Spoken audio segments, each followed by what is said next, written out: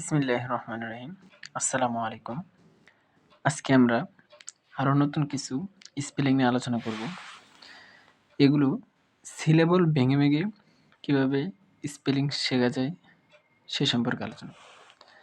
যেমন অ্যাডমিশন। তো এখানে 3টে সিলেবল আছে। অ্যাডমিশন। তাহলে এখানে এস কয়টা আমরা সহজেই বলতে পারবো, আমাদের এলোমেলো হবে না। অ্যাডমিশন। 2 নম্বরে খেয়াল করতে পারি কমিশন। কমিশন। 3 নম্বরে আমরা খেয়াল করতে পারি, যেমন খুবই গুরুত্বপূর্ণ স্পেলিং, মিস স্পেল। যে ভুলবা, এর বাংলা অর্থ হচ্ছে ভুল বানান। Miss spell.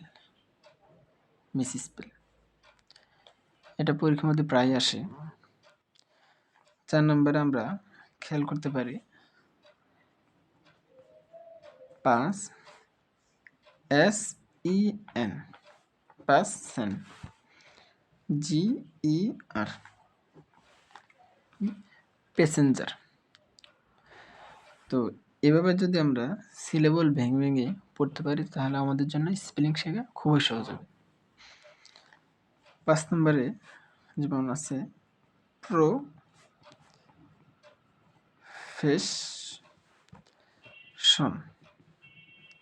প্রফেশন।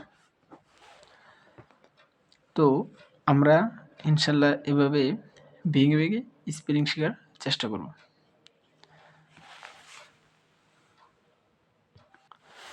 তো আমরা আর কিছু স্পেলিং নিয়ে আলোচনা করব, যেমন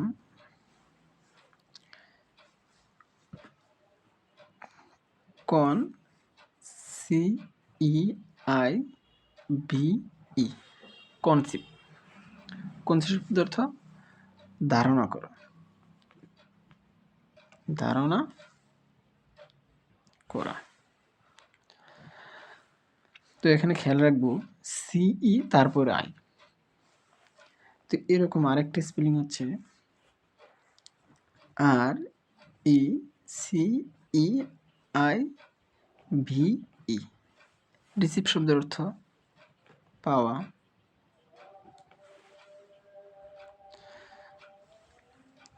তো 3 নম্বরে আমরা খেয়াল করতে পারি PERCEIVE, পার্সিভ।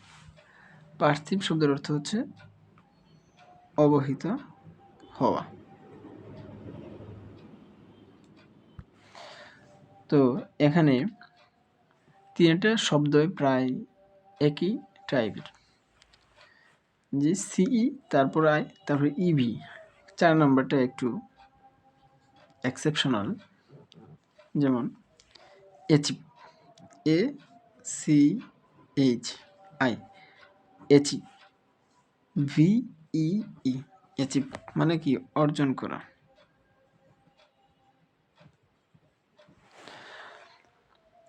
তো বিশেষ করে achieve, achievement, perceive, receive, conceive এগুলো পরীক্ষার ক্ষেত্রে এসেছে।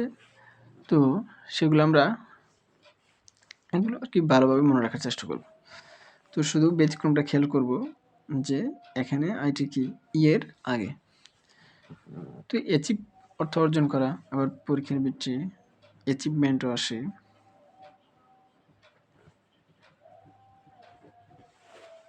অ্যাচিভমেন্ট অর্জন। তো আমরা যাই আজকে শিখলাম প্রায় 9টা-10টার মতো স্পেলিং। এগুলো ছন্দ ছাড়াই শেখা যায় যদি আমরা একটু খেয়াল করে বুঝে বুঝে পড়ি। ইনশাল্লাহ